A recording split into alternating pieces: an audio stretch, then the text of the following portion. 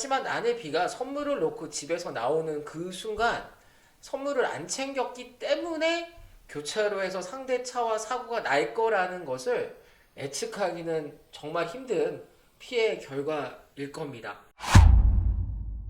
네, 안녕하세요. 이성훈 변호사입니다. 네, 지난 사실상 인과관계 편에서 퀴즈를 하나 냈습니다. 네, 아내 B가 딸의 친구의 생일 파티를 가는데 친구 선물을 놓고 나와 다시 집에 가서 선물을 픽업하는 바람에 남편 A가 서둘러 운전을 했습니다. 그리고 그 결과 다른 차와 사고가 나는 상황에서 과연 아내 B는 법적인 책임이 있을까요? 라는 퀴즈를 냈었습니다. 네, 그 영상에서는 아내 B가 생일 선물을 놓고 가는 상황은 before causation, 즉 선물을 놓고 나오는 실수가 없었다면 생일 파티에 늦지 않았을 것이다 라고 말씀드리며 사실상 인과관계가 성립된다고 이야기했습니다. 하지만 법원은 어떤 사고의 원인을 규명할 때 사실상 인과관계뿐 아니라 근인접관계, proximate causation 역시도 고려합니다. 네, 1871년 시카고 대화재 사건 이후로 어떤 사람의 실수의 법적 배상의 범위는 사실상 인과관계가 있고 최초 사고 유발자에게 사고 당시 예측 가능한 피해 범위까지만 법적인 책임을 지게 한다라는 원칙을 세웠습니다.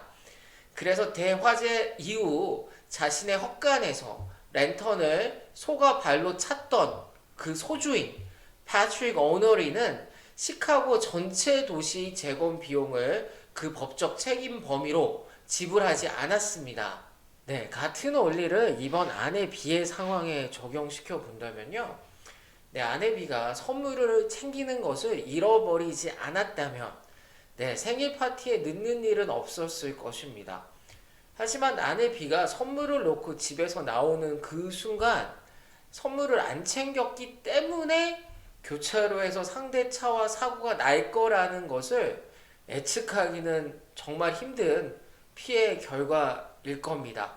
그래서 아내 B의 행동에는 사실상 인과관계는 있지만 근접 인과관계는 없습니다.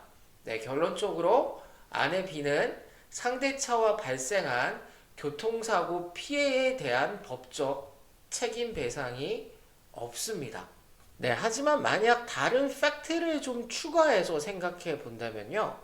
아내 B가 평소에도 남편 A가 과속과 신호를 무시하고 운전하는 습관이 있다는 것을 알고 있었고, 그리고 사고가 발생한 교차로는 잦은 사고가 발생하는 위험 지역임을 알고 있었다라고 생각해 볼 수 있습니다.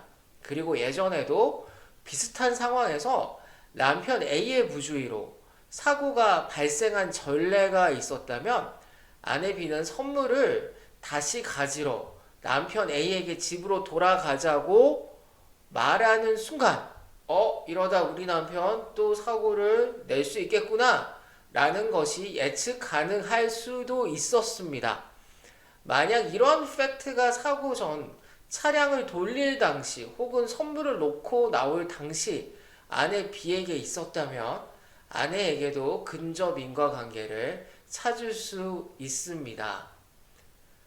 하지만 위에 아내 B가 남편의 부주의한 운전 습관과 사고 다발 교차로에 대한 사전 지식이 있었다는 것, 그리고 과거 사고의 전례와 사전 지식에 의해 아내 B가 합리적으로 이번 사고 발생을 선물을 깜빡한 시점이나 혹은 차량을 돌릴 시점에 예측 가능했다라는 거에 대한 입증의 책임은 상대방 운전자에게 있습니다.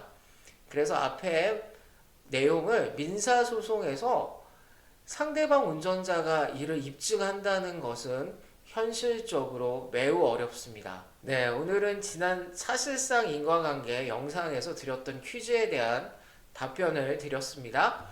네, 다음 영상은 지난 무보험 차량에 사고가 발생한 경우에 그 차의 탑승객 P는 어떻게 자신의 교통사고 상해에 대해 피해 배상이 가능한지 알아보도록 하겠습니다.